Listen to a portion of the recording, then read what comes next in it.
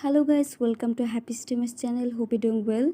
In this video, I'm going to show you how to kick someone from your Snapchat group.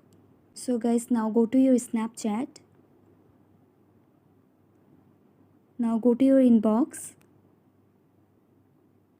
and then select the group. Now tap on your group profile option in the left side of corner. And guys, now you can see the option group members. Now press the ID of that person whom you want to kick. And then just tap on remove from group. Tap on remove. And then that person will be kicked from your group.